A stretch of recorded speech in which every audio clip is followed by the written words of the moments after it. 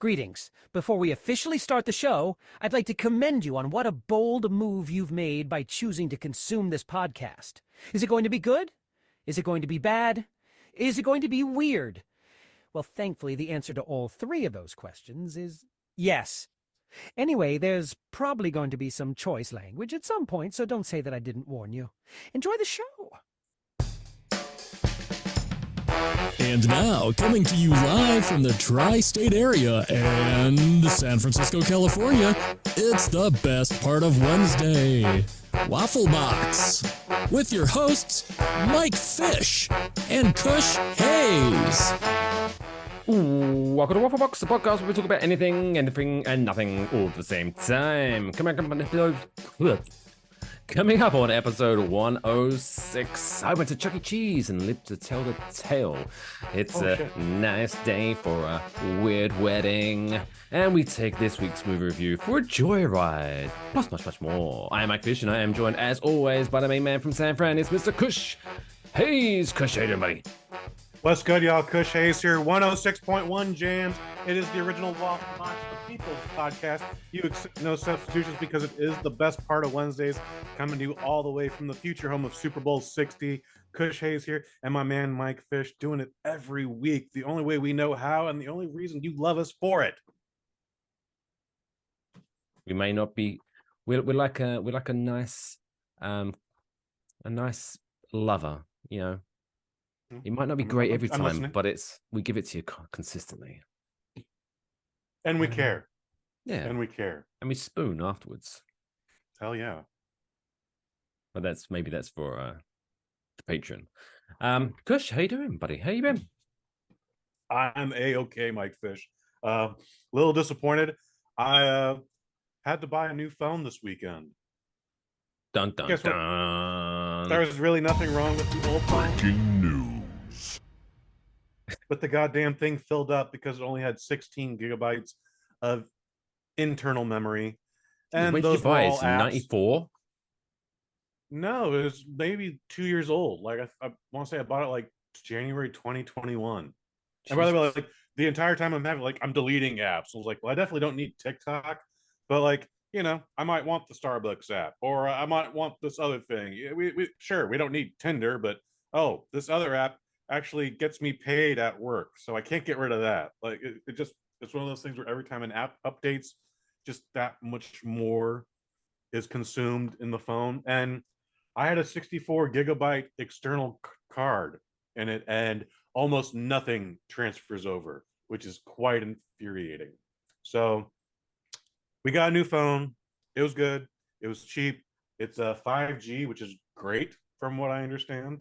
And it has 64 gigabytes in its external memory or internal memory. It came with 64 gigabytes. What have I got? 25 of which we've already used. iPhone storage. 128 gigs, baby. That was also an option, but that was like $700 that I wasn't going to spend. This was apparently I've used 117. Good lord.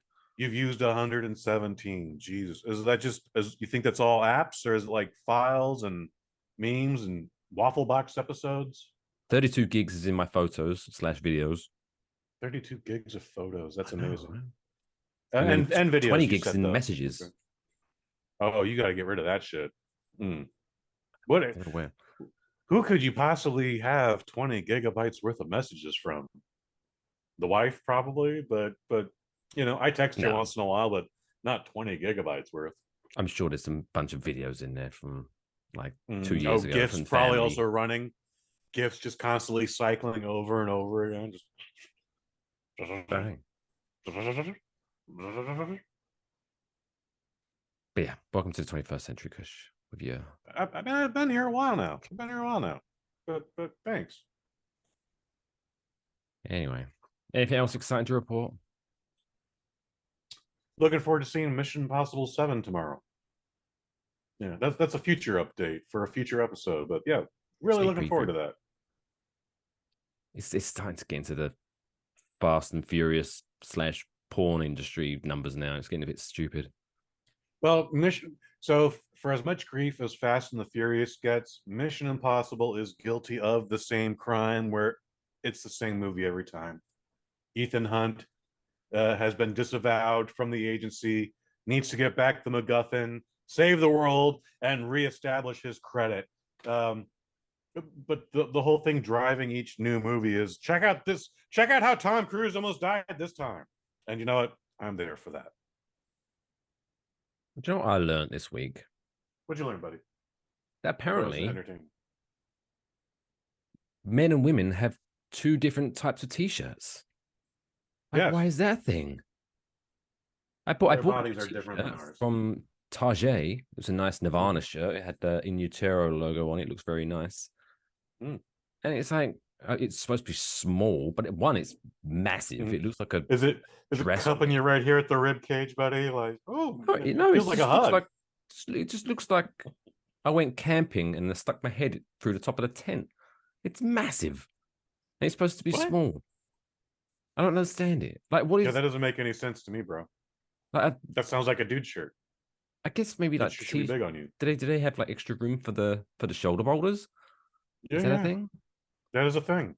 Maybe I need to work out a bit more, get the pecs going, fill it up a bit or more. Grow some boobs. I was going to wear it for this show, but it's massive. I might maybe I'll try. I'll be brave enough and wear it for another future episode. But I'll now show you. But it's massive. It's really annoying. It's actually really cool to design. I don't care if it's a woman's t-shirt. I just don't understand why it's small. Quote. It's so bloody big. Hearing a lot of contradictions in this statement. So yeah, Right? I'm very curious. Yes. Makes no goddamn sense. Also, as I alluded to in the intro, I went to Chuck E. Cheese this past weekend for the first ever time, possibly last time. But, so please tell me that like you have a nephew or a niece that's under the age of 8. That was this was for. It's my friend's son, so I am Uncle Mike. Okay. But yeah, we had the full birthday experience. I met Chuck himself. He doesn't talk much. Charles Entertainment Cheese. Oh, is that what the E stands for? Mm-hmm. I was wondering that while I was there. But yeah, they have the thing. It's like on the screen. It's like a countdown. It's very exciting. It's like 5 minutes to the birthday spectacular. Ooh, what's this gonna be? I was like very excited. Like, it's gonna be, and then eventually it's just some guy who's like, "Hey, who's ready for birthday? Everyone say happy birthday. If I say happy, you say birthday." And then he's like, Chucky. And then you look around, you see a guy dressed in a Chuck E. Cheese outfit, like creeping around the corner. I'm like, what the fuck? It's like waiting for his cue, I guess. And then he just comes out, gives the kid a high five. We have a little dance, stupid thing. It was like, clap your hands, stomp your feet, turn around and breathe. It's like, and then he fucks off. You only get Chuck. You don't get Charles today. You only get Chuck. It's all right, kids. He did look a bit hungover, but how was security at this venue? And I'll get into a story about why I asked that in a second. Like, was it being run like a nightclub, or like could you just wander in freely? No, so this one you had a woman manning the, like, you know, like you go to a nightclub and they have like the rope. Yes. So had a woman there and they let you in. Because I guess I said, "Oh, I'm with the birthday party," so they just went. And they're like, "Sure, buddy, sure." Yeah, I was a weirdo walking in with no kid, like. Mm-hmm. And then, but the security level was there, and like a friend of mine, he came in with his daughter, and he wasn't allowed in unless the staff member saw him. He has to take a selfie with himself and the child, and we wondered why, because it was like, oh, maybe it's so like. If you say, "Oh, I've lost my child," you can't just say it with anyone. So you have to show them, "See, this is my child," and they can match you with the child. So, that kind of makes sense. But then when we was leaving, they asked to see the photo to prove that he was leaving with the same child he came with. So I guess like just to stop people just leaving with random children, which I guess is a good thing. But as we thought you could just, I guess, take a selfie with any random child in Chuck E. Cheese and then walk out with him. Weird. It's not that intense level of security, but I guess some security is better than none security when kids are involved. Intense enough. So the last time I was in a Chuck E. Cheese was roughly about 20 years ago. It was for my roommate's niece's birthday. I got there late, was completely surprised by this whole security problematic issue. Anyways, the guy there is taking his job very seriously, and maybe he should be. And met up with mom and dad. And when they walked through, the guy stopped me, and I was like, I'm literally with those two people right there. And by the way, like before I can say, hey, they're already gone they've disappeared into a crowd. Thankfully, my roommate showed up and he got me in. However, Grandpa's paying for this whole thing and also gets stopped by security. And I guess he's been stopped by security one too many times because finally he just has had enough. And this 68-year-old man pushes a 22-year-old security guy out of the way, like flops him right on his back. And I was just like, this is the greatest day ever. Rest in peace, Jimmy. I missed you. You were amazing, dude. I bet after that he had his photo on the wall. Jimmy, Probably. don't come in anymore. Jimmy's not allowed here anymore. And yeah, it was quite an experience. But I guess just to make sure they don't get into any lawsuits, they probably have like a wall of people, like when it says no entry allowed, and then in parentheses underneath it says not because they're pedophiles, other reasons, so people don't Other go. Because if you got a picture on, you're banned from Chuck E. Cheese. That your first instinct is like, he's not allowed Someone around did children. something naughty. For sure. Are you a fan of It's Always Sunny in Philadelphia?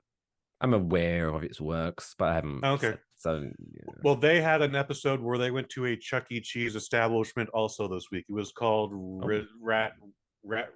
Ricky Rats. Or, I don't know. It's a knockoff.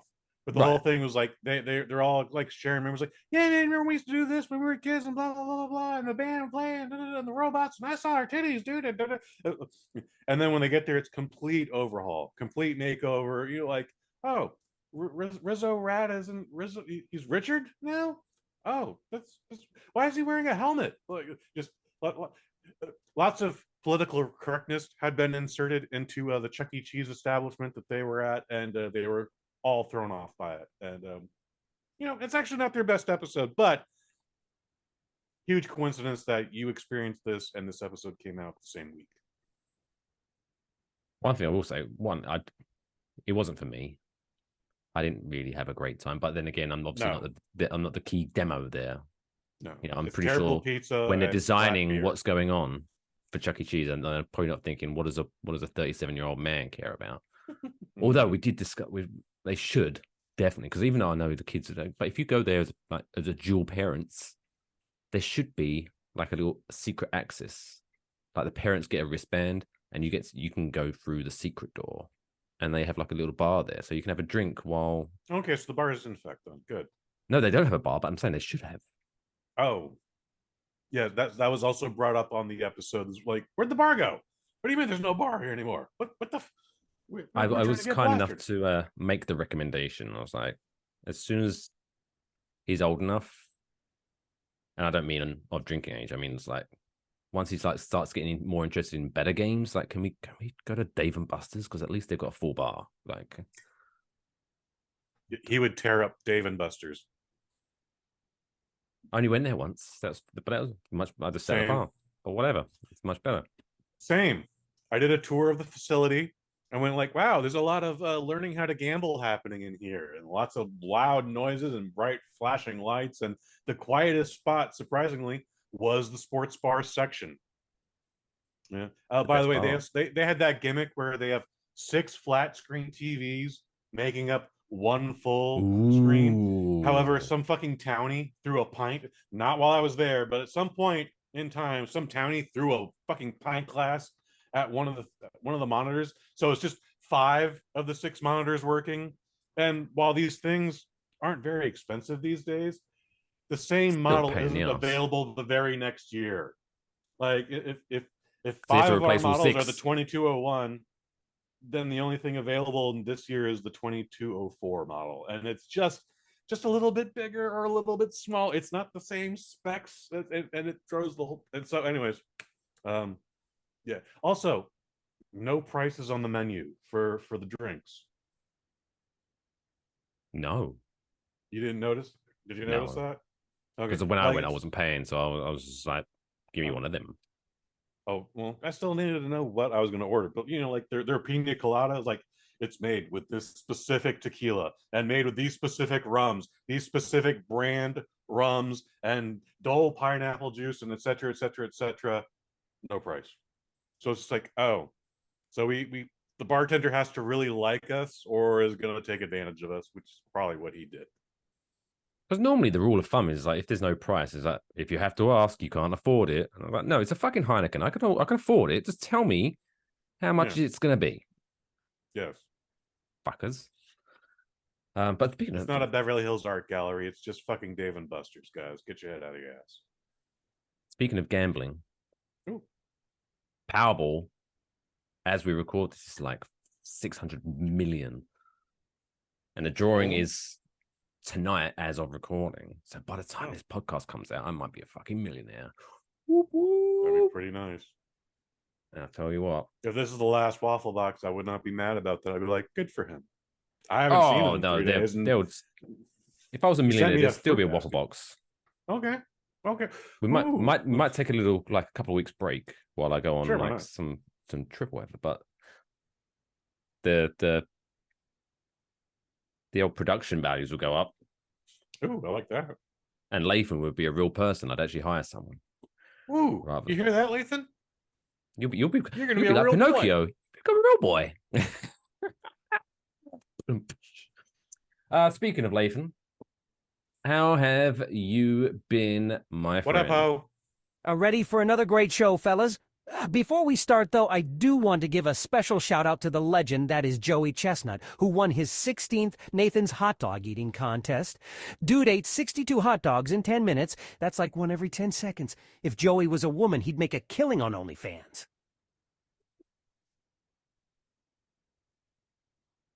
That would be a very specialty section. I mean, he could technically do it now as a man. Like, he would still make a killing on OnlyFans. Dude. Joey Chestnut is a very good porny name. That is a porno name, kind of. It's not a flattering porno name, but it is a porno name. They call me Joey Chestnut because I like to nut on the chest. Okay, that's one direction we could go. I mean, there's many directions. Bitty balls. That's what I'm talking about. But anyways, there's a whole audience that would love. You went with the Chestnut nickname because he has small testicles? Yeah. Poor Joey. Poor Joey. No, Joey would make a killing on OnlyFans. I mean, he probably wouldn't get the demographic he wants. I imagine a Joey Chestnut likes his women busty and blonde and stupid. But yeah, that's not going to be paying his OnlyFans memberships. You know, if I was confident that I could make money and I had an OnlyFans, I wouldn't get the demographic I'm looking for is one with money. I don't give a shit who's subscribing to my OnlyFans, as long as their credit card goes through. Boom, boom, boom. You can see my nipples if you like. I don't care. Mike Fish, I've never seen you below the shoulder length sleeves of your torso, but I'm going to throw this out there. I bet if you wanted to start showing off feet pics on OnlyFans, I bet you'd find an audience. Maybe. You'd have to be comfortable with that. I'm not. Okay. That's really? not a thing. You know what? I'm not. I would 100%. If someone wanted to pay money to just do whatever they wanted to do, I double dog dare you. I'm not. No, because that'd be maybe I'll discuss it. I'll discuss it with the partner in crime. But I'd never have to see your face. It's just your fucking hairy hobbit clothes, and that's it. They're not super hairy, but they are a little bit hairy. But I was told because I was a good boy. I was told that means you've got good circulation in your feet. So that means hairy heat, healthy feet. There we go. But you should put that in your OnlyFans profile. Hairy feet, healthy feet. There we go. That's what I meant to say.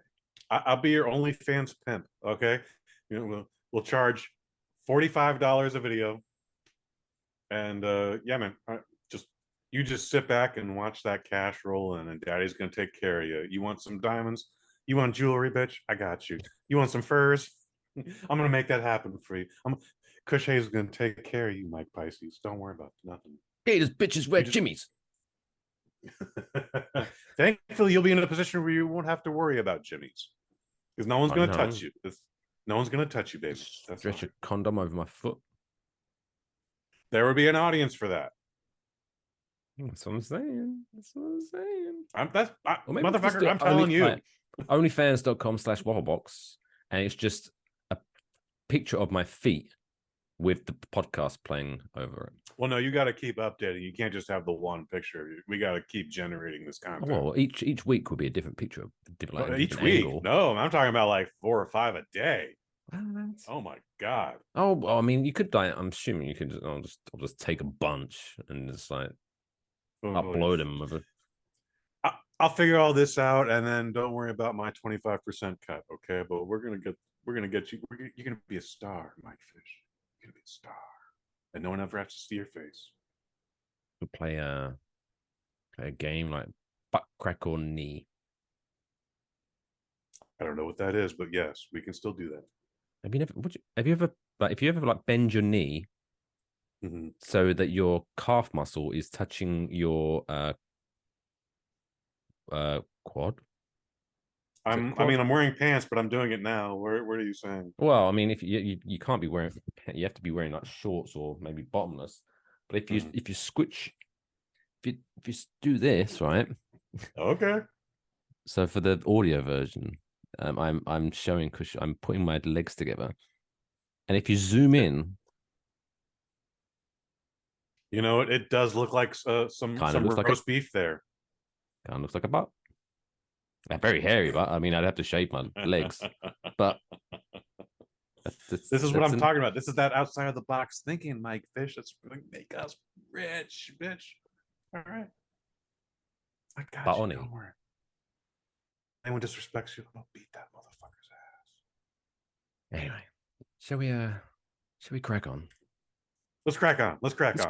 This is business for later. Business for after the show. Let us know. Enjoy wafflebox@gmail.com if you would subscribe to our OnlyFans to look at my knee or butt crack or feet. You decide. Well, maybe we put up a poll on Twitter. What was... Anyway, involve your butt crack, but okay. Let's get into the show. Episode 106 starts now. 106 time jams. For this week's top stories. It's now time for this week's top stories. Now, this week's top story comes to us from Mexico, as the olden times would call it. Because I felt when I went to Mexico City, I went on this tour with the old, the old Mayan ruins and shit like that. And the tour guide was the original Mexican people was the Mexica tribe. So technically, OG Mexico is pronounced Mexico. Interesting. Okay. Rather than Mexico. Well, there you go. That's not nothing to do with the story. But anyway, so they have in Mexico, they have this in a specific town. They have a little tradition, I guess, with the natives and things like that. It's supposed to give them good luck and yada yada throughout the year, right? And this is what it is, right? This is what it is, right? So the mayor in Mexico City recently got married to a female, quote, alligator-like animal. Oh. In a traditional ceremony, which is believed to bring good fortune to his people. Victor Hugo Sosa wed the Cayman reptile called Alicia Adriana. Maybe I should roll it. Adriana. As he reenacted an ancestral ritual. Local law or tradition calls the creature, quote, the princess girl, and the mayor said the pair loved each other. Onlookers clapped and danced in San Pedro Huamulela. I would have to see it. Huamulela. That does nothing for me. Huamulela. Sorry. A town of indigenous Chontal people in Osaka State. Oaxaca. Oaxaca. It's good cheese, that is. It's good cheese. in southern Mexico as they entered into holy matrimony. So the reason behind this, right, is marriage between a man and a female caiman has taken place there for 230 years to commemorate the peace between the Chonto and the Huavi indigenous groups.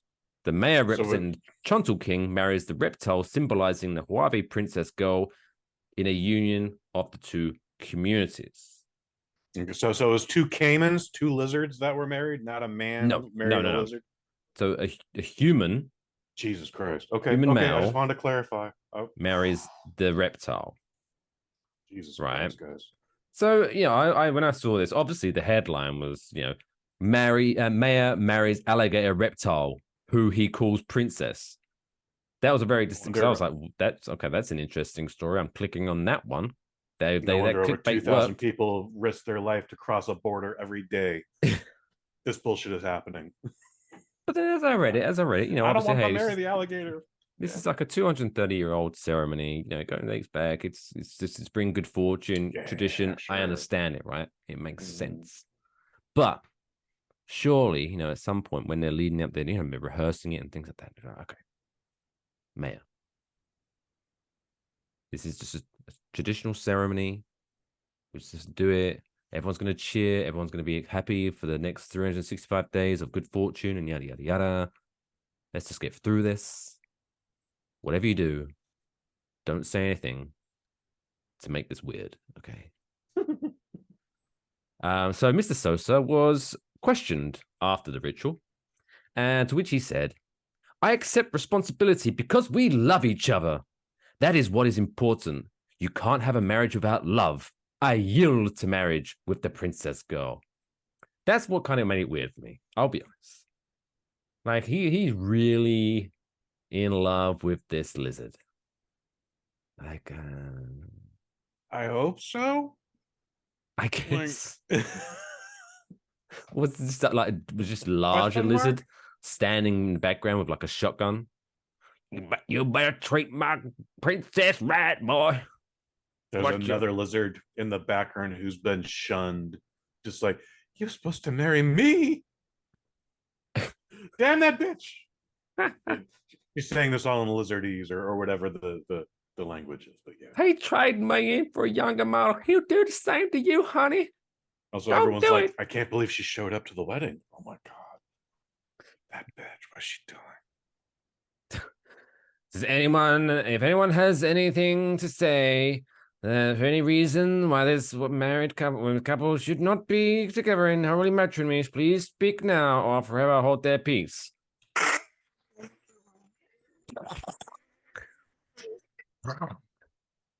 What is that? I think that's what she was saying.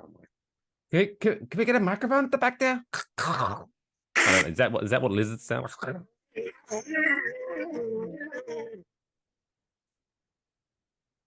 Yeah, I should have. Maybe I know. I was going to say I should have got an audio clip of but that wouldn't have been good. But anyway, so yeah, and then he was pictured kissing the animal on the head.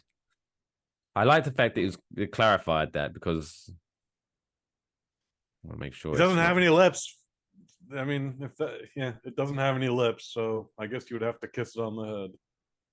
Save that for the wedding night, pal. Although it still might eat your face if you tried to kiss it on the snout. Is that what the kids are calling it? Ooh. Kush Hayes just invented a new sex position. But yeah. So that happened. If a man marrying an alligator isn't proof that there is someone out there for everyone, I don't know what is. Yeah. That's if you're single out there, fellas and ladies, just take a trip to a petting zoo. Maybe you'll find someone that gives you that funny look, gives you that tingling feeling. Ooh, look at that horse. Oh, he's hung as well. Mm. Well, don't they do that in Mexico as well? The donkey show? Is that Mexican? Well, I mean, there's a difference between a donkey and a horse, but yes, it's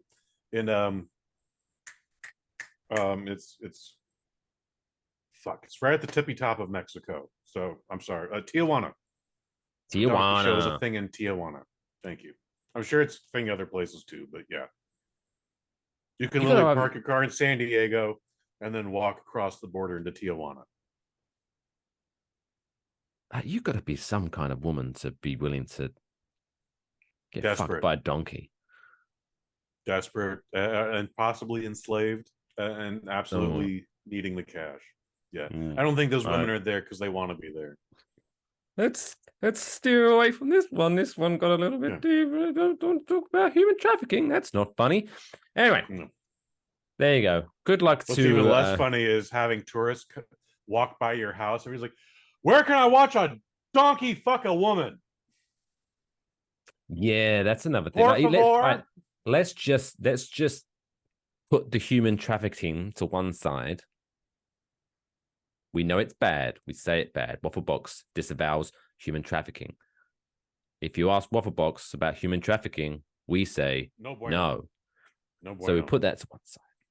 So let's just pretend that the woman who is partaking in the donkey show is like, fuck yeah, let's go. About it. I'm gung ho. Can't wait to do 5 shows a night. Yes. Who's weirder? The woman partaking in the donkey show or the people who are paying to watch this happen?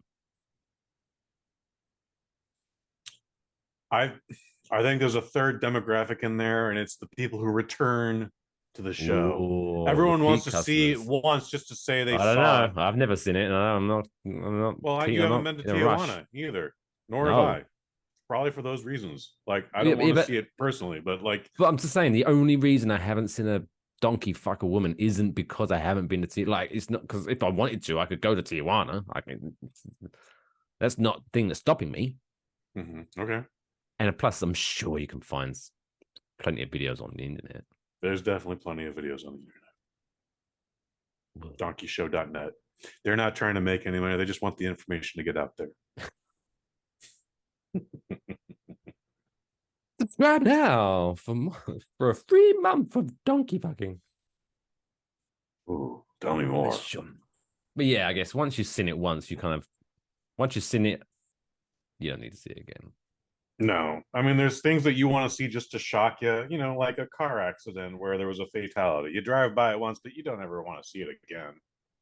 Oh, no, I fucking hate those people. The fucking rubberneckers. Yeah. Run. There's one where, I remember one recently, coming back when I went down the Jersey Shore for the 4th of July, and there was like ridiculous traffic going down Garden State Parkway for those locals. Shout out to Garden State Parkway. But we was like, and then literally all it was there was a guy, he was just broken down on the side. And everyone after that it went off. It's like, why are we staring at a fucking guy who's broken down? If it was like the front was all fucked up, and sure, I guess you got to look, but it was just literally a guy with his hazards on and just standing there waiting. Like, the fuck? That should get on my nerves too. People. Anyway, move on. Story number 2. Oh shit, we really need to move on because I didn't even realize I put the show sheet together a few days ago. There's 3 stories this week. Let's move on. Okay. Second story comes to us from the Philippines. It's a beautiful country. Ooh. If you've never been, go to the Philippines. There's many islands. It's beautiful. Although don't go to Manila. Fuck Manila. You may get held up at gunpoint if you smoke a cigarette. If you smoke a cigarette? Yeah, because you're not allowed to smoke in public places. Like literally anywhere in public places. Fascinating. In Manila. Fascinating. Yeah. Okay. To which I ignorantly did the whole, it's late. There's no one around. Who's going to notice? Who would know, right? Literally, as soon as I sparked up my cigarette, 2 guys on motorcycles come around the corner, stop me, claim to be police, asked me to pay the fine. When I refused, they pulled their guns out. And I was like, oh, actually, I've had a change of heart. Here's some money. How much is the fine, if I may ask? It was literally what was in my wallet, which is convenient. Oh, fuck. Okay. It was just so handy that I had the exact fine amount in my wallet. It was very lucky. Very lucky. Miracle. That's a miracle. Who'd have thunk? But anyway, other than Manila, I had no idea. Philippines, beautiful country. But a tourism agency in the Philippines has had to apologize after a video that they made advertising the Philippines as a holiday destination to launch its new campaign called Love the Philippines. Okay. They have to apologize. Let's read more into this. So this past Sunday, the DDB Philippines agency released a statement that they profusely apologized to the country's tourism secretary and the Department of Tourism, as well as the people of the Philippines. Jesus, sounds some serious shit. Sounds like some treason happened. Do take a sip. Take a sip. Take a sip. They better not say anything bad about my Morissette Amon. Otherwise, I'm gonna fucking stomp some heads. Well, apparently the video itself was very good. High quality, showed amazing places. Like, if you saw this video, you'd be like, I want to go to that place. Problem being is that the video featured shots of beaches in Brazil and United Arab Emirates. So I didn't even bother putting any stuff of the Philippines in there. It was just, this country is amazing. Yeah, no wonder it's amazing, because it's a montage of other countries. Yeah, they bought some B-roll from a third-party agency. Fascinating. It's cheap. It's cheaper than renting a camera and just going to the beach and doing that. The agency said in a post, while the use of stock footage in mood videos is standard practice in the industry, the use of foreign stock footage was an unfortunate oversight in our agency's part. There's a hell of an oversight. Like, hey, we're doing this tourism video for the Philippines. Have we got any footage for the Philippines? No. I don't think that's a big deal, is it? Right? No. There's definitely someone not taking the project seriously, which been a thing. I really hope this catches on. Hey, y'all. Come down to Alabama, where we have the Eiffel Tower, the Taj Mahal, and the Sydney Opera House. Why is it called the Sydney Opera House if it's in Alabama? Never mind that. Are you a cop? If you're a cop, you have to tell me that you're a cop. Anyway, visit alabamaisn'tshitty.com for more information. That's a hell of a... Alabama isn't shitty. Alabamaisn'tshitty.com. I hope that's a real website you picked up, Mike Fish. You should have. You haven't. Let's find out. It's Alabama. Isn'tshitty.com. Oh, it's available. How much? If it's $10, get it. It's 1 cent for the first year, and then you have to do a 5-year registration. So it's 1 cent for the first, and then $22 each year. That's still a steal. I mean, if you go through I don't know what website you're going through for that, but I bet if you go through any other website like a Squarespace, it'll be cheaper. Maybe not 1 cent that first year, but still. Because just have alabamaisn'tshitty.com goes to the Waffle Box website. Yeah, of course. They won't know. They won't be able to hear this for 2 days. Anyway, yeah. Good luck with that. So yeah, don't do that. Finally, Wisconsin is a state that Green Bay is at Wisconsin, right? Green Bay, Wisconsin. Yes, sir. Fucking Packers, cheeseheads. Yep. So they had fun at a town fair recently. That's exciting. When a ride malfunctioned at the festival, which left 8 passengers stranded upside down for more than 4 hours. Fuck. Which, when I looked into this, I'm pretty sure at that point you're blacking out, right? For that long? You should be, with all the blood rushing to your brain, or at least leaking to your brain. Yeah. This is not the first time something like this has happened. I've never heard of anybody passing out, but statistically, theoretically, scientifically, they should all just be like, oh, hang on, oh. That's them hanging upside down. once you get out Yeah, there, this is why I don't go on roller coasters. Faces One, are I'm afraid of purple. heights. I don't like going fast when I don't have to, and loop de loops not my thing. But also, now you can get stuck upside down, and fuck all that, son. the most exciting that I get the see, I don't even know what they're fucking called. The park, the theme parks, whatever they're fucking called. Yeah, theme park. The most exciting is you know the pirate boat that swings. Oh, I'm familiar with the power boat. We got that at Santa Cruz. That's as adventurous as I get. Okay. Fuck That's everything fair. else. Yeah, I won't be on that either. I once went on a roller coaster. I spent 95% of the time just staring at my feet, praying for the fucking thing to end. Ugh. I'm laughing, but I relate. I relate. Last time I went to a theme park, well, last time I went to a theme park was Universal Studios, but I went to Santa Cruz Beach Boardwalk, which is a home of the film The Lost Boys. It was Santa Carla in that movie, but it was Santa Cruz in real life. There's that little people mover thing where like you just hop in a little compartment and then it gets you from A to B, and you're just on a rope and you're just doing this the entire time. When I was a child, no problem. I was able to fit on that thing with ease. But now I'm a full grown man and half my ass hangs off the board. And you've only got that little bar to brace yourself and your feet. And yeah, I did not do sweatiest my palms have ever been. Like, and it's one of those things like, oh my God, I need to not fall out of this thing right now. Like it's only like a 20-foot drop to the beach, but yeah. Still, that's far enough. Far enough, indeed.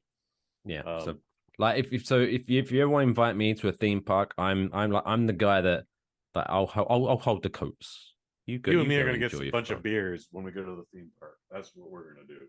We'll hit the bumper cars, and we'll shoot some water into the clown's mouth to pop the balloon, and win a pink teddy bear for the missus. Beautiful. Beautiful. Also, shout out to Kush wearing a green shirt while sitting in front of a green screen. That kind of. Oh, am I phasing out? Every now and again, it's like he disappears. Oh, does that mean mom and dad didn't kiss at the prom? Oh no. Jesus Christ. I thought I was feeling a little under the weather, but now I know why. Anyway. So that wraps up the top stories. Oh, apparently, firefighters managed to get them down and they were fine. Apparently. But this is great insight, ready? The firefighters said that a mechanical failure was to blame. No shit. Oh, you mean it wasn't supposed to do that? Oh. Good to know. Good to know. Anyway, it's now time for us to talk about some people doing some things with their lives and achieving things in a nice little certificate from an Irish brewery. It's now time for this week's Dumb World Record of the Week. Why? Why? Why would I? Why? Why? Why? Why? Why? Why? Why would you want to do that? This week's Dumb World Record comes to us from Nepal. I don't think we've ever had a Dumb World Record from Nepal. Hari Chandra Giri is our world record holder this week, 29 years old on Nepal. He broke the world record for walking down 75 stairs on his hands in 25.3 seconds. Nice. I couldn't do that. We talk a lot of shit, but yeah, that's an amazing world record. That's dumb. Oh, rude, producer Lathan. Rude. Although I do like this, the moral story though, or the silver lining, I guess, to this cloud, is that the previous world record holder for this was an American man named Mark Kinney, who previously broke the world record in 2014 for a time of 30.8 seconds. So there you go. That's what you get for, ran 4th of July. This guy took a world record from an American. What a son of a bitch. Very petty. Very petty of you, but I get it. Like, it's still an impressive record to me. Do you want to hear a little bit more about Mr. Giri? Please. I do. So, according to the article, Geary said he has been walking on his hands since he was 8 years old. Nice.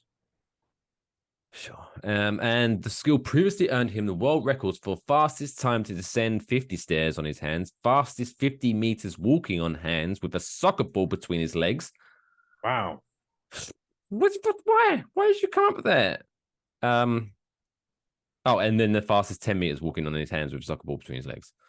So a lot of soccer ball between his legs themed world records. And I think this is where I think this is Guinness, you need to put a stamp on this because, like, if he breaks the world record for, I just broke the world record for walking 10 meters with a dog sitting on my head, right? Mm-hmm. And then, I'm gonna walk an extra meter. Oh, that's 2 world records. Oh, and then I'm gonna do 12 meters. Oh, 3. Like, no, it's the same. You're cheating there. You're just extending the world record. You can't be sitting there with fucking 20 different world records on your wall, and it's the same basically thing. You're just very keen on walking your hands, clutching a soccer ball between your knees. So I guess your core strength is very good. Congratulations, you do a lot of Pilates. I guess is that something? Pilates is a thing. Crunches. What Crunches are also a thing. It dies. But yeah, congratulations.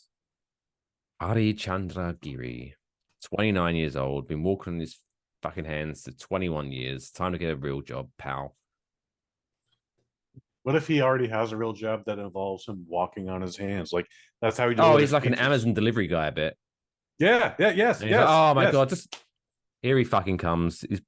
Look, he's trying to put the fucking box between his legs. Jeez, can you just bring me the box? No, oh, fuck's sake. Oh, he's dropped it now. Fuck's sake. Oh, here he goes. He's on his hands now. Oh, fuck. He still won't deliver it in front of the house, nor will he ring the doorbell, but he'll take it around the house and drop it off in the back on his hands. And that's special. Also, Amazon delivery guys, why are you not ringing the goddamn doorbell? Ring the doorbell. We're past COVID. Ring the fucking doorbell. Or wear gloves and ring the doorbell. Do you know what I love with Amazon? Because I had an Amazon delivery today. You know, so see, because I see my little wristy things. I like a lot. I like things on my wrist. I like dingly jingly. Okay, you got a friendship bracelet there. Who did you meet at girls' camp? Shut up, right? And then, so I was on. So I had to. Maybe I might have been a little bit inebriated, but it was raining this past weekend, right? And so I went out to Jersey City to get some cocktails, and I left my umbrella in the Uber. Oh, that's disappointing. So I went on Amazon. I was I'm going to buy myself a new umbrella. See, I like the special umbrella. The ones where you press the button and it opens up. But then you press the button again and it closes. Like, I don't have that. Oh, how much is that? It was you got to pull that back always. Like, you have to put it back, but it clutches, and then so you just. It's very. Yeah. No, you got something premium there. Yeah, I've never even seen one of those. It's like $30. Treat yourself. Okay. But then once I'm on Amazon now, I'm buying things and I'm drunk. So I'm looking for wristy jingly things, and I found this fucking thing. It was like $18. It's this bag in full of them. Look at it. Oh, look at you. You are rich with friendship bracelets. It's making it rain. It's incredible. I was gonna try to put them all on at the same time, but that would be far too much effort and not worth the payoff. Not don't do it all at once. Do it over time. Like today you're wearing 4 bracelets. Next week you're wearing 5 bracelets, 6, 7, 8, until you're wearing all of them. Like let us casually notice that going up the arm. Now look one of those obnoxious people that goes to music festivals but doesn't take off the fucking wristband. And it's just got. I've been to 14 festivals this month. I gotta show all of them. This really faded, smelly one. That's from Coachella 2001. For fuck's sake. Ew. I'll cut it off while you sleep. But then if I wore them all at once, then it was like become a world record, and then it just be like, oh, Mike Fish broke the world record for most friendship bracelets at the same time. It's like, I don't have friendship bracelets. I've got that many friends. Oh. Very upsetting. I'm your friend, buddy. Don't worry. Cheers, buddy. Cheers, buddy. Yeah. There we go. That's the exciting life that I lead as a 37-year-old man. It only gets more exciting from here. Anyway, still to come on episode 106. Of course, we're gonna be on the back of our side of the break with the middle of the show quiz. We've got Trapdoor 7, Kush's movie review, and much more. So make sure you stick around. Hit the.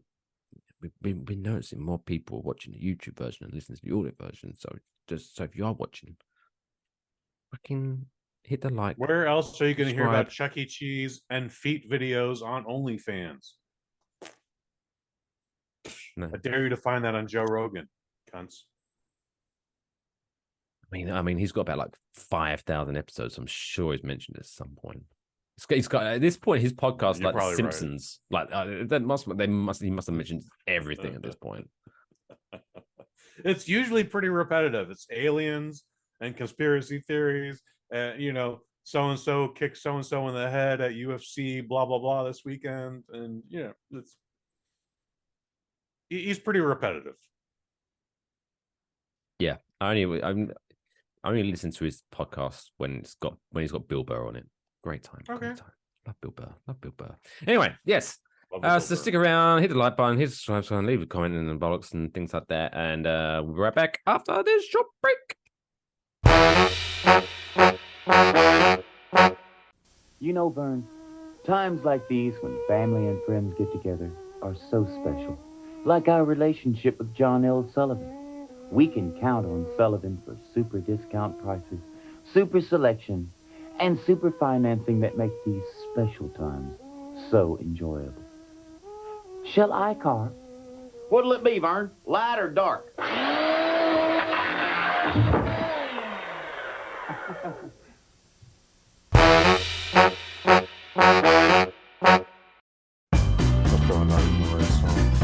Oh, it was. Oh, good It's for me. now time for the middle of the show quiz. Hey, welcome back to Waffle Box episode 106. Apologies for Kush being incredibly unprofessional and talking over the jingle. My gosh. It's not your first day at school, pal. You know what you're doing. But still. It is the middle of the show, so it's now time for the middle of the show quiz. What a coincidence. What we do here is I give Kush 5 questions. Test his knowledge on a certain subject. Obviously, the name of the game is get 5 out of 5 for the clean sweep, but we'll accept a 3 out of 5 for the win. If he gets one of these questions right, he hears this noise, which makes him happy. Look happier. It's not my favorite sound, but I'm at least not angry or stunned. The last couple of weeks, I was like, "What's happening here?" I feel attacked. I'm getting used to it. I'm getting used to it. Yeah. But anyway, if he gets the question wrong, he hears. What does that make him say? Still makes me sad. This week's the return of an old favorite, where we're playing IMDB higher or lower. But this week, we've now ventured into the IMDB top 250 TV shows. Ooh. This is a nightmare. I have no idea what to expect from this. Oh, I've taken a look at this, and it's fair to say it's a shit show. So this will be fun. So how this works, obviously, I give him a starting point, and then obviously I give him another show, and he has to say whether it's higher or lower on the list, etc., etc., etc. Bomb at this. Well, maybe with your lack of this is one of those things. Maybe your lack of knowledge, you'll get lucky. So we'll see. Lathan, if you could. Give some tense quiz music. Excellent. So your starting point is one of the most famous television shows. It's Seinfeld. Okay. So Seinfeld currently ranks number 39 in the top 250 TV shows. People love their Seinfeld. Right. Anyway, so that is Seinfeld 39. So your first option is Friends. Is Friends higher or lower than 39? Higher. He's going with higher, and he sounds pretty confident. Feeling confident. Oh. Wow. Really? Friends clocks in at 50th position, 50th place Shut in the up. top 250. Really?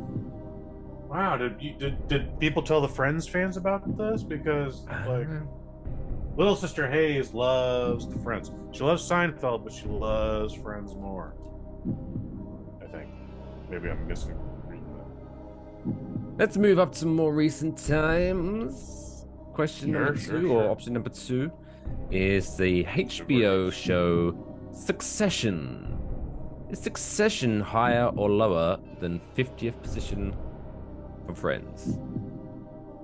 As we were introducing this segment, I figured Succession was going to come into this equation because I've only been hearing about it, still not seen an episode.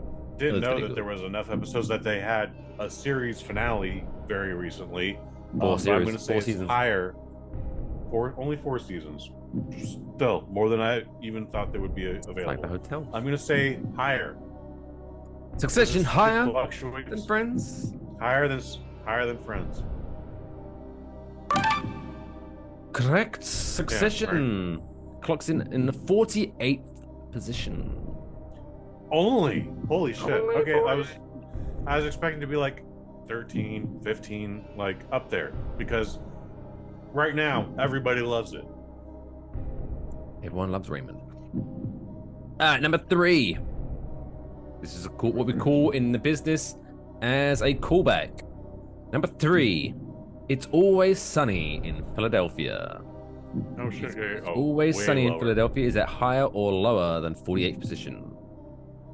Way lower. Way lower. Way lower. Mm-hmm. And I love that show, but way lower.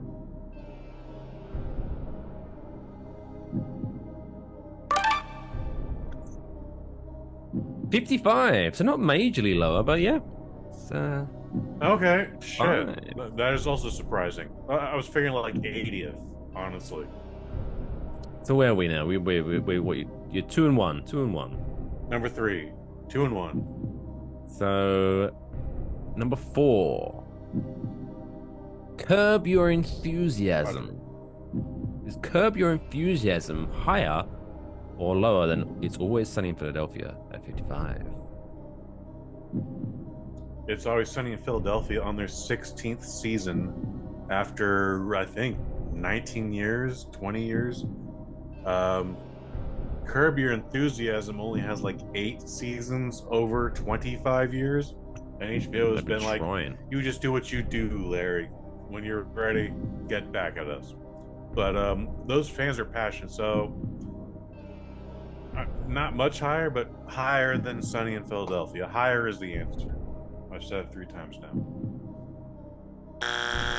Ooh.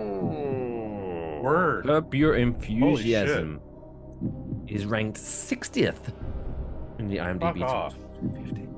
Like I've seen maybe 5 episodes to my name.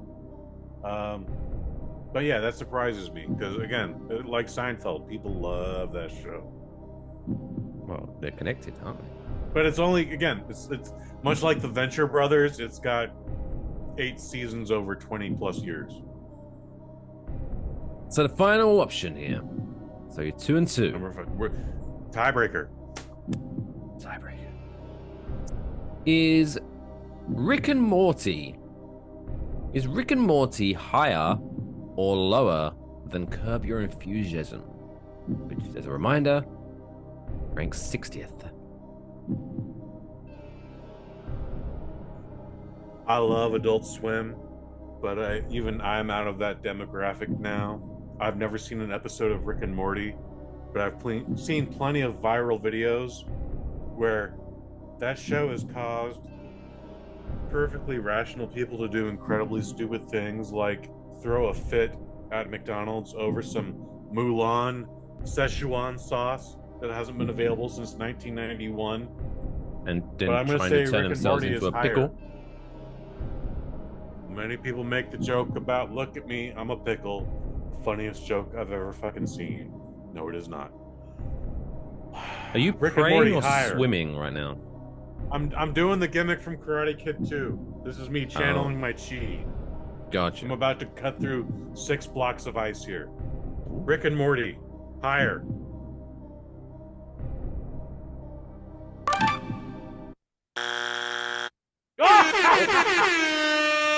Oh, You win. Lathan got a little bit excited there. So, Oh my yes, God. Rick and Morty. Oh my. Jesus, Lathan. Yeah, Rick and Morty, 15 in the IMDb 250 TV shows. As much as I Fuck love that Rick and TV Morty, show. the fact that it's ranked higher than both Seinfeld and Curb Your Enthusiasm has Larry David rolling over in his grave. You're probably thinking that Larry David isn't dead, Yeah, which he's not is dead. true, but Yeah. I wouldn't be shocked that the fact that the mouth breathers voting over at IMDb think Rick and Morty is better than anything he's ever done has probably caused him to take a swim with a toaster. Rick and Morty, the highest of all the rated episodes we just talked about in this game. Also, fuck that. Better than Friends, show. better than Succession. By the way, I don't believe disclaimer, do not go swimming with a toaster. That's fair. But yeah, That's congratulations, Kush. You Dude, I phased in and Three out of out five. there a couple times. Like, holy shit, that was dramatic. it was. Like, I'm only whole right now, but I was transparent there for a minute. You was literally. You was looking when you was doing that little like back and forth. You kind of. Do you remember that back in the day? I don't know if it was a big thing over in England. I'm assuming it was a thing over here in America. But those T-shirts where like each part when you warm up certain parts of the T-shirt, they change color. That's kind of what it looked like because you had some green parts, some red parts. It was like very Hilarious. very Well, the red parts is obviously the chair I'm sitting in, but yeah, that was what the fuck was that called? I used to know what that was called. I had a friend who had it, and guess what? The only things that would show up warm it's your armpits. were the armpits. Yeah. Just look, that and guy's the lower sweating. back, and if you had moobs, that's man boobs. You would get a little cleavage showing right here. I would have, as a child, I would have fun. I would get an ice cube and rub it on it. It's like, oh, I could change a different color. It's very exciting. Anyway, it's now time for Kush to take some things that are in this world and send them down the trapdoor into oblivion. It's time for Rick this. and Morty, one of them, please. No, it's not. It's not. But maybe next. Fuck. Week. It's now time for this week's trapdoor segment.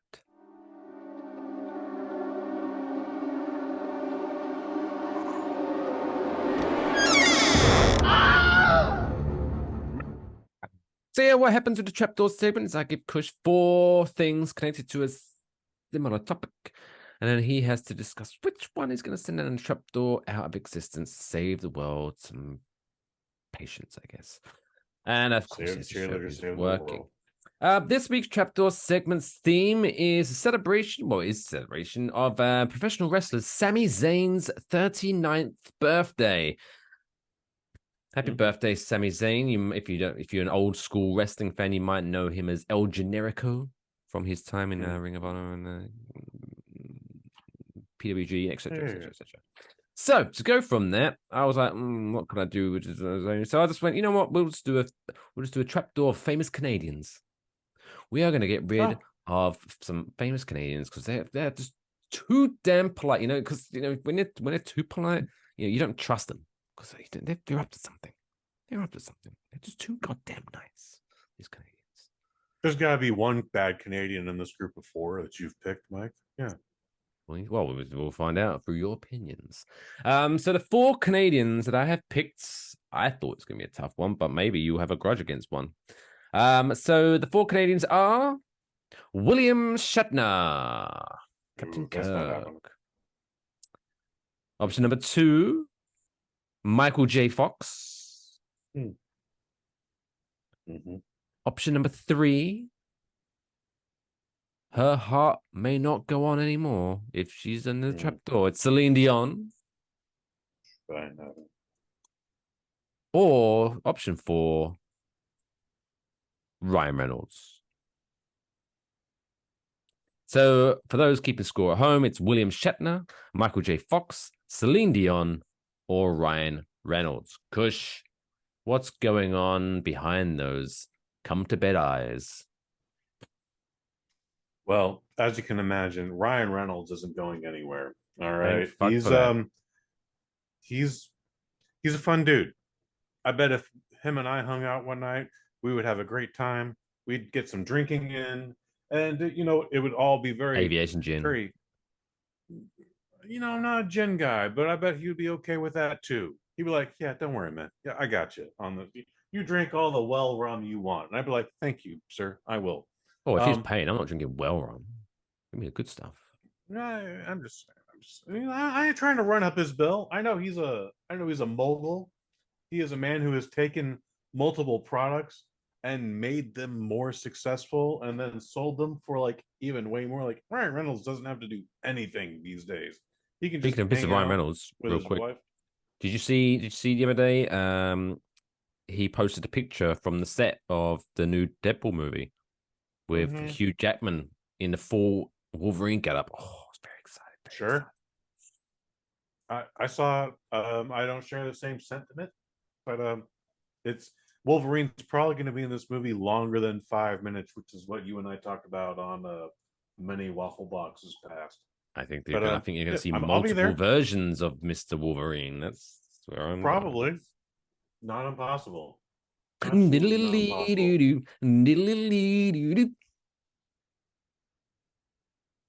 having fun there? Yeah. See, I was so excited. Hell so yeah. I put my X-Men t-shirt on. Look at there he is. There he is. Oh yeah, look at that. There you go. All right. Yeah. Look, ready. Watch this. Ready. I'm gonna spin watching. Around. Okay, son, I'm watching. Oh, he stabbed you in the back. Oh, that Wolverine's tearing my t-shirt. It's great. Go to youtube.com. Stabbed you in the back like a Canadian coward. Ooh, hilarious. Deadpool not Canadian. Ryan Reynolds Canadian. Wolverine Canadian. Hugh Jackman Australian. Fascinating dichotomy. Madness. There. Anyway, Ryan Reynolds, you're not going anywhere. Miss Celine Dion. My heart will go on. No, just step aside, lady. You're not even going to be a part of this conversation. Nothing will ever happen to you in this lifetime. Thank you very much, madam. To connect the two, Celine Dion sang the soundtrack to Deadpool 2. And that was a fantastic spoof of a 90s comic book movie music video.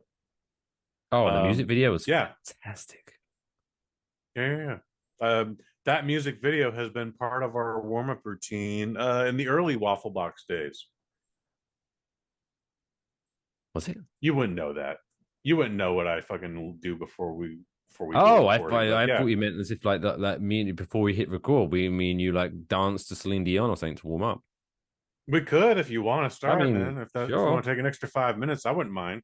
But no, like for the hour that I set up before these Waffle Box recordings, we run music videos on the YouTube here, and Celine Dion, her Deadpool 2 soundtrack, that was a part of our fucking playlist for a while.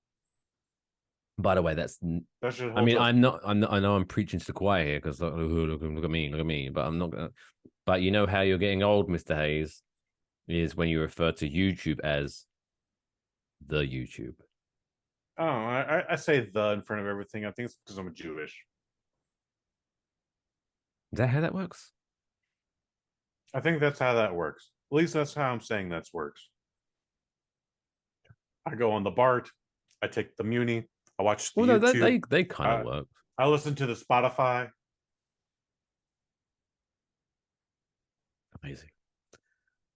Anyway, so it's down to Michael J. Fox and William Shatner. Shatner ain't going nowhere. Oh, William Shatner's James T. Kirk is on my Mount Rushmore of 4 fictitious father figures, which also include Superman, Arthur Fonzarelli, and John Shaft. Father figures? So, William, fictitious father figures. I did not grow up with a father, so these were my role models on television. So what? I'm assuming Shaft, you're Superman, James Kirk, and you the other thought guy. James T. Kirk would make a good father? Hell yeah! What? Did you not see Star Trek 3? If When James David T. got Kirk murdered by a Klingon, he took that shit hard. He wanted to be a better father to the son he didn't know he had. And then when that son got murdered, he felt terrible. Despite the fact that that son was always pushing against, like, I don't want to be your son. I don't know what life. I don't know where you've been. Like, each week you're fucking like a green bitch or a blue bitch. What the fuck? He actually never had sex with an Orion outside of the J.J. Abrams series, but he should have. Dad, you should have. Papa was a rolling stone. Dun, dun, dun, William dun, Shatner, dun. you're not going anywhere. This Every leads us, unfortunately, episode to he was Michael born. J. Fox. Hell yeah. He didn't actually. He should have, but he didn't. The movies gave you that perception, and the few episodes that he did, people only remember. But Kirk, as William Shatner, he's a pretty good captain. He's pretty disciplined. He was good captain. It's only till we got to the movies where he started breaking all the chains of command. Anyways, Michael J. Fox, sir, you've been on this list once upon a time before, and I hated to do this to you that time, but we're doing it to you again. You're going through some bad stuff. We only want you to be at peace. We want you to be happy. You've had an amazing career. We have no reason to hate you. But Michael J. Fox, for the second time in Waffle Box history, you're going down the trap door.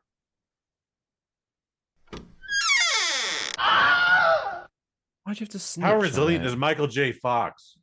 He's been on this list twice now. Now I'm gonna have to never post it on myself. Don't put Michael J. Fox on again.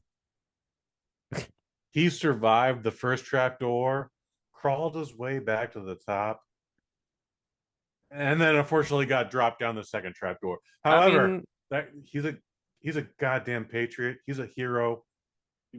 We need a candlelight visual for Michael J. Fox. I mean, you've seen the documentary Michael J. Fox, right? With his Parkinson's. Oh, well, no, it's gonna be sad. No, I know it's gonna be sad. No, in the contrary, it's inspiring. That dude. Okay, I cried inspiring stuff too. Hence, oh yeah, I'm sure you will. Yeah, shed a little bit of a tear, but that dude. It's no shock. If you watch that documentary, you won't be surprised that he crawled up out the trapdoor and that guy is fucking like you know when you think you're like, oh, I'm gonna sit down and watch this documentary about the guy who's got Parkinson's and now he's getting old. Oh, it's gonna be really sad. And then by the end of the documentary, you do feel sad, but because you're like, oh wow, this old man with Parkinson's still does way more than I do. Wow, I'm a piece of shit. Right. Yeah, I agree with that sentiment. Reflecting on myself, not necessarily you, Mike Fish, but yes, I relate to what you just said there. So it hurt that we had to do this a second time, but I want him to be at peace. I don't want him to be in any pain. And shit, if he shows up a third time, we have to do something special, man. Like I have to practice cartwheel or something. I don't know what we would do, but if he comes back a third time, that would be that's a whole world record in itself. I mean, yeah, technically that is he is the Guinness World Record holder for most appearances on the Waffle Box podcast Trapdoor segment. Congratulations, Michael J. Fox. God bless you, Michael J. Fox. I'm pouring out to you. Oh, I'm gonna pour it into my mouth. Or however you feel fit, buddy. I respect the man, but I'm not wasting a beverage. All right, let's move on. All right, let's talk about some movies in the highest rated segment in Waffle Box history. If you go to YouTube, you'll see People fucking love the movie reviews. If you don't know, now you know, buddy. Oh, that's a little fun. That was a fun thing I learned about myself recently. So, you know, are you do you partake in the listening to hip hop music? Yes and no. Because what I've been recent, because I start asking this question where, you know, because obviously, if you see us, you won't, you know, you'll be able to see what we are of the Caucasian persuasion, right? That's correct. So obviously, you know, if you're a big fan of hip hop, obviously you have the conundrum of when you're listening to rap songs and you're very familiar with the rap songs and you're singing along with the rap songs. At some point, some of the time, there comes to a point where there is a certain word which, even when alone, I'm not too comfortable repeating. Nincompoop. Indeed, the N word, nincompoop. I said it. Fuck. So I've been asking people this question: is what do you do? What do you do? Do you you just blank it out as if, you know, so you just don't say anything and then continue after the finish of the N word? Sure. Do you replace the word with a new word? You can do that. Or C, are you like, what? It's in the song. What did you want me to do? And you go full bore and say it. What's your answer? As your Caucasian co-host, I strongly suggest there's a radio edit for everything. But even on those songs that there isn't, you can figure this out and just make up a new word that rhymes with N. Oh, and I don't do it wrong. But what I found is not that hard. Because I've got in, because I started off with the whole I just won't say the word, but then once you're like in the swing of things, right? It kind of takes you off your stride, and it's like, oh, and you have to try to catch up again. So I was like, all right, I can't be doing that anymore, and I'm definitely not saying it, right? Mm-hmm. So I just started slotting in a new word. Typically, what I will I'll just I'll use the word fella. Fella. Oh, you know, because you know, hey, she's a gold digger. She ain't messing with the broke fellas. Like, it kind of works. Like, but okay, no, I hear it. But sometimes, for special occasions, I break out the word buddy. Because why not? Because there's a certain song by the notorious B.I.G., Mr. Biggie Smalls, which I'm familiar. If you say the word or say the line with the original word, it kind of sounds like a little bit, not necessarily aggressive, but very forceful. Like, if you don't know, now you know word, right? But then if you put the word buddy in, suddenly it just sounds like he's trying to help you. I know, buddy. If you don't know, now you know, it would buddy. still work. And you're like, oh, thanks, Biggie. I didn't know, but now I know. Thanks for educating me. It's great. I love it. So there you go. Fun way of listening to rap music. Just instead of the N-word, say buddy. When the notorious B.I.G. was still alive, and when Juicy was at the top of the charts, my mom tolerated it being on the radio as we were driving home from wherever we were coming from, school, church, who cares? However, she recognized the song that it was being sampled from, which is Juicy Fruit, and she was into it. I don't even think she knows she was listening to, but mom was totally into Juicy from Notorious B.I.G. I mean, it's not a bad song. I was it's a great song. So, but yeah, feel free to make up your own word. Ninja was a thing for a while, but then folks were like, yeah, we know why you're saying that, and it's slightly just off enough, but not off enough for us to be okay with. So stop saying ninja. Oh, I don't know. In the right context, the right song, that makes the whole. Sometimes you slip the word. The Sometimes song you just slip the sounds so word. much more fun. Like using Gold Digger again. She's a gold digger. She ain't messing with the broke ninjas. It's like, what? Yo soy comprende. Why would I she get go it. against But ninjas? tread carefully. Tread carefully. Okay. So just go with Buddy. It's easier. That's my advice. Buddy is great. Buddy is perfect. Let's move on. Let's talk about movies. It's this week's movies. Kush's movie review.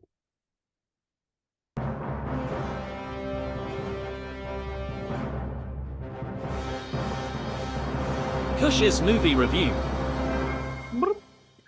Yes, welcome to Kush's movie review here on Waffle Box, episode 106. What we do here, obviously, Kush is going to talk about a movie. Leave us your thoughts in the comments. If you agree, thumbs up button. If you disagree, still do the thumbs up. Why not? And obviously, make sure, if you haven't already done so, smash that subscribe button. This week's movie review is Joyride, a movie about 4 Asian women who steal a car in the middle of the night and take a drive around town and then return it before the owner is even aware that the car is gone. The end. Have I wrapped it up quite nicely? That's not even the movie at all. You got the 4 Asian women right, and then the rest of the rest of the sentence went off a cliff, which was appropriate because you had mentioned cars. Tell you what though, because this has got what's her name? Stephanie Sue. Stephanie Sue. She is gonna be my future ex-wife. I tell you now. Fascinating. Okay. Oh, okay. Whenever I see her on the screen, she makes me feel things, Kush. And I'm not ashamed to say it. Oh. I'm disappointed to say she actually contributes the least to this film. Oh, well, I'm not watching it. 0 out of 5. Supporting 0. Despite being a current Best Supporting Actress nominee at the most recent Oscars, the Academy Awards, Stephanie Shu is in this movie, but provides maybe the least. There's some full frontal action of her, what's supposed to be her body, but I don't believe that's her body. And I'm okay with that too, because it's a fantastic scene. I chortled my ass off during this whole film. Like, I had a great time. This is a raunchy R-rated comedy, and it's produced by Seth Green, or Seth Rogen, excuse me. It's produced by Seth Rogen, and you should expect nothing less. This is directed by Adele Lim, who did have a hand in writing it. Also, was written by a woman named Cherry, whose last name is so complicated we can't pronounce and not offend anybody. And then Teresa Sayoa, she also had a hand in this. I don't know who that woman is, but majority of this film was involved in Crazy Rich Asians, acting and writing wise. So if you like that movie, which a lot of people enjoyed, that thing did well. It had some legs to it. Everyone was like, yeah, this is the rom-com we've been waiting for with Asian people in the United States. This is different. This is some Harold and Kumar stuff. There's definitely some Hangover.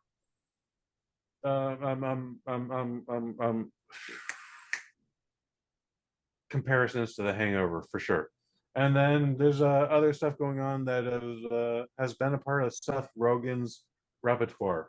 But anyway, it stars Ashley Park, Sherry Cola, not Cherry Cola, but for some reason I have a feeling like she's making fun of Aquafina. Cola.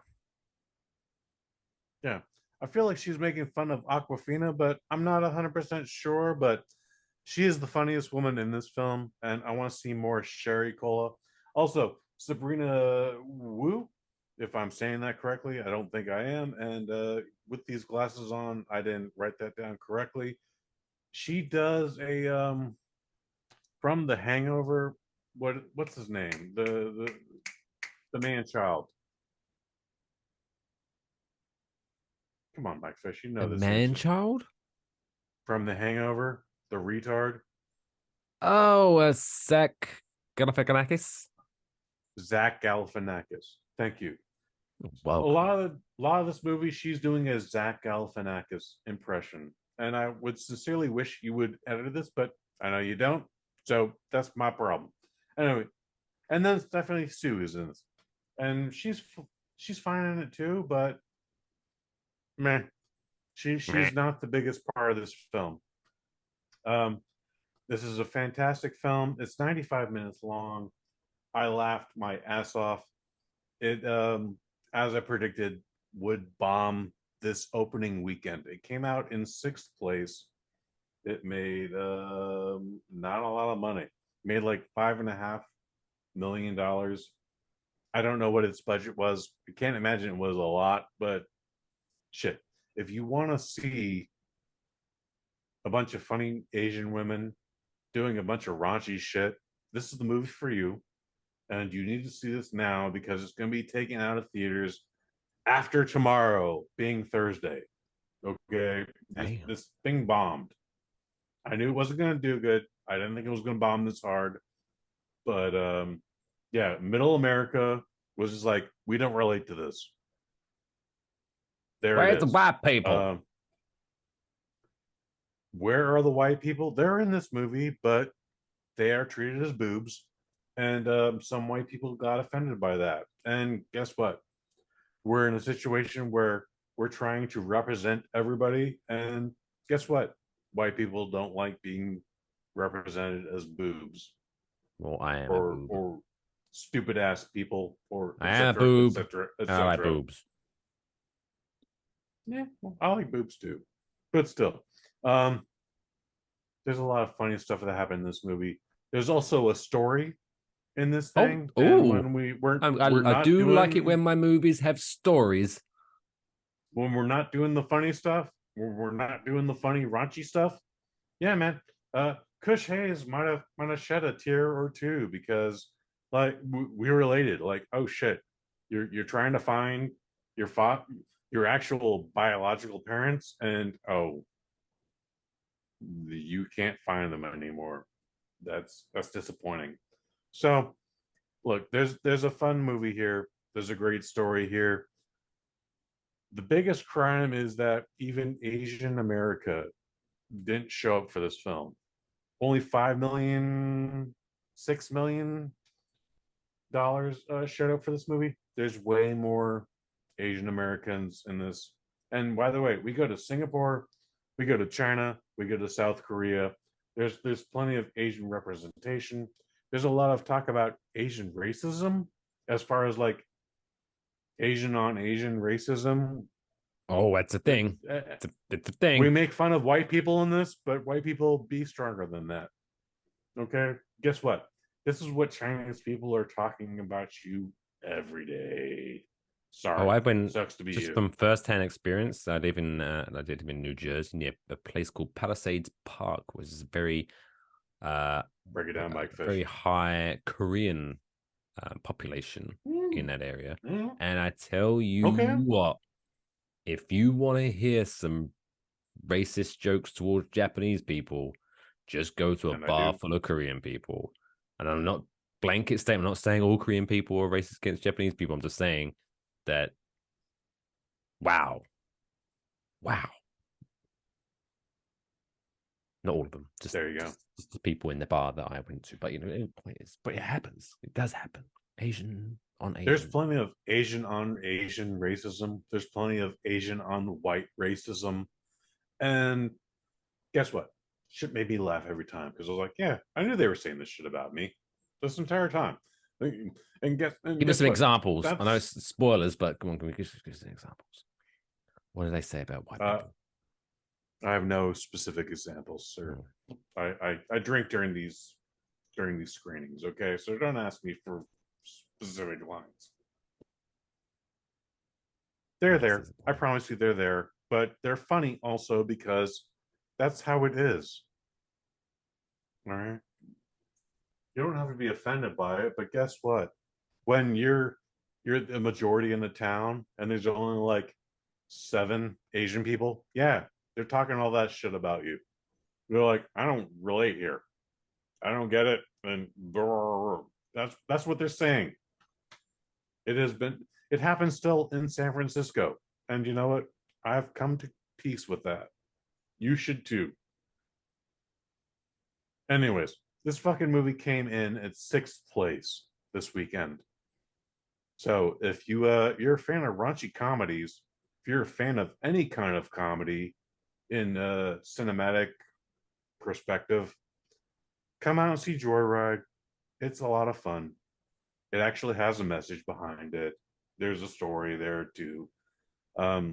Is it worth repeating? That I don't know. But not now. I know her nude scene was by a body double. You're gonna be surprised by what the nude scene is. I'm glad I didn't tell you that, but I'll tell you after show because it's a lot of fun. However, there was no Dex, which I was surprised by. There was no Bush that I was surprised by. However, again, lots of F-bombs, lots of drugs, there is nudity involved, but you know, they're making this up as they go along. So I wish I could give this a minor 4 out of 5, but I have to give it a strong 3 out of 5. But yeah, if you want to support raunchy comedies and you're upset that there aren't any, go see this because only $5 million worth of people saw this. People, not Asians, not white people, not black people, just $5 million saw this nationally. And if you think of the average cost now of a cinema ticket plus, plus popcorn and soda and stuff like that probably works out to be about 7 people. Let's take the popcorn and the concessions out of the whole thing. Just the ticket alone for the maximum price. It's like what, $16, $20 if you're in San Francisco or a major market. If you want to see a raunchy R-rated comedy, this is the one to see. But you're not gonna. It'll be on Amazon Prime in like 5 weeks. But it's very funny. I had a great time, and you should see it too. There you go. I wish I could give it a better review, but 3 out of 5. 3 out of 5. Joyride. Is there literally any joyriding in it, or is it like a double entendre where they are having joy by riding someone? Is that No. The title came about because the original title for this movie was the Joy Fuck Club. And people are like, well, we can't put that on the marquee. So just call it Joyride. And then they did. That is not me being funny. They called it the Joy Fuck Club. And then that just sounds like a sad like a support group for men that had all found out that they had sex with the same woman named Joy. Okay. That's probably not impossible. It's no, sorry, I can't make it on Tuesday. I've got my Joy Fuck Club meeting at 6. It's my week to bring the refreshments. Maybe. There you go. Or like cookies. Stuff like that. Anyway, Joyride will not be in theaters past this Thursday. So if you want to see it now. See it with a crowd. That shit is funny, dude. Like, I had a good time. It's not the funniest thing I've seen this year. Right, you're losing it now. Don't. You should have left that bit out. If you're trying to sell people, just go, hey, you should go see this movie with all your friends. It's not that funny. I've seen better ones, but it's just like just be like, yes, great. Oh, I don't know what this is going to win an Oscar. I've seen this year. No, it's definitely not winning an Oscar, but it is probably the funniest movie this year. Anyways, it's going to be gone next week after Mission Impossible.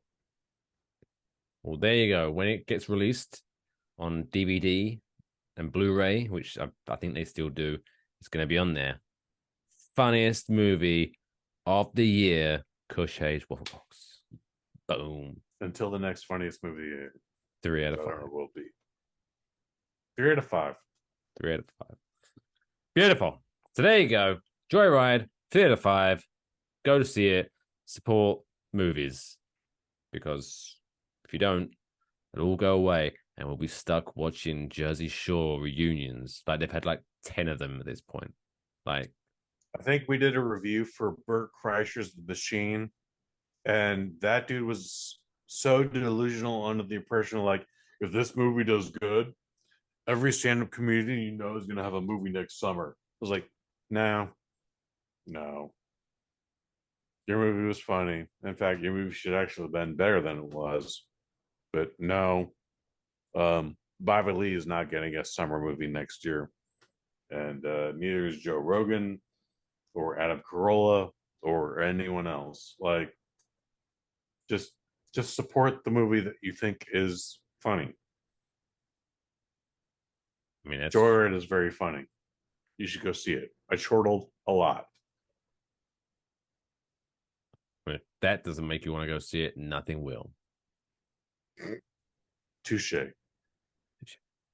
right, anyway, let's wrap this week's episode of Waffle Box up, giving us all the warm and fuzzy feels.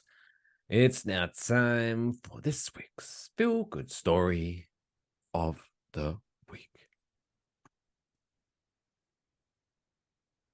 Laban, wake up. I know we kind of went along on that, but it's now time for this week's feel-good story week.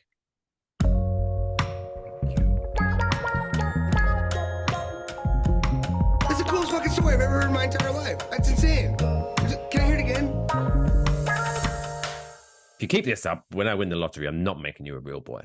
Anyway, this week's feel-good story comes to us from Texas. Who'd have thought a feel-good story coming out of Texas? What the fuck? Up is down, left is right, green, grass is blue, cats and dogs living together, mass hysteria. So, Sure. this week's story is about a woman and a man named Shireen and Wilson Caraballo.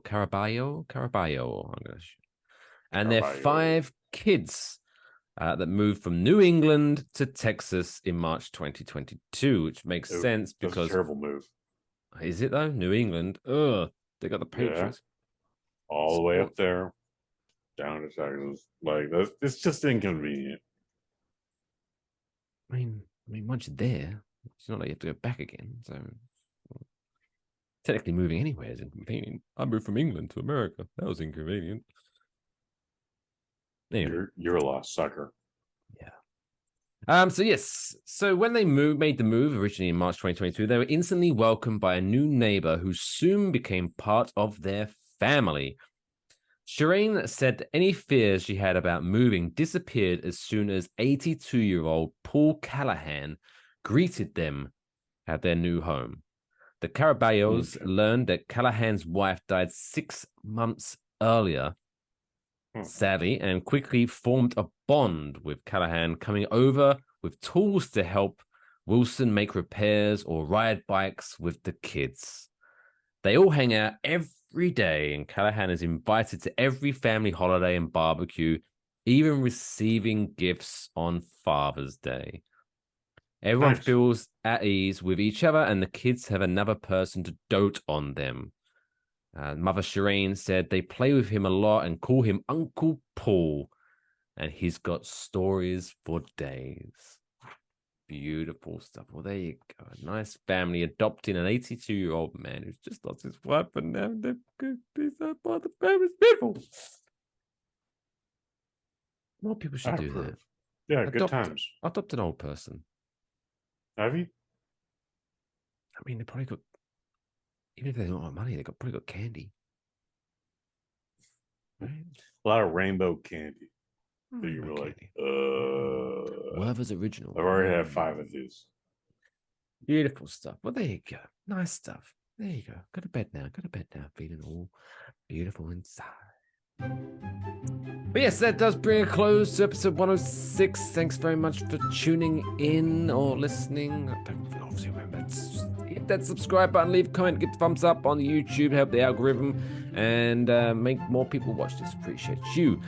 Kush, you do other podcasts as well on over at bosnet.family. What are the good folks of the Syrup Squad got to look forward to coming out of your mouth hole? Yeah, well, I had a couple guys from the Not Strong Start podcast out this weekend. I was a part of their show. They let me copy the audio, and we're going to use that. So we're going to talk about Indiana Jones and the Dial of Destiny. You already heard that on the Waffle Box, but this is going to be the full spoiler alert episode, and it's going to be a lot of fun. I promise you. About an hour. Check it out. Check it out.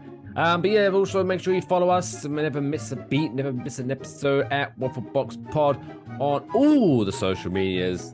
That's Facebook, Twitter, Instagram, and Threads. That's a new thing. Threads. So check that out at Waffle Box Pod. You can follow me at OnlyMikeFish. You can follow him at Kush_Hayes. But until... No, wait, Kush, Lathan, sorry. Lathan, you can say goodnight, I guess. What do you want to say? Goodnight, everyone. I would like to just say, que duermas bien y que tengas muchos sueños húmedos, which roughly translates to sleep tight, and may you have many wet dreams. See you next week, you sexy fuckers. Beautiful. And on that note, take care of yourselves and each other. That's all, folks.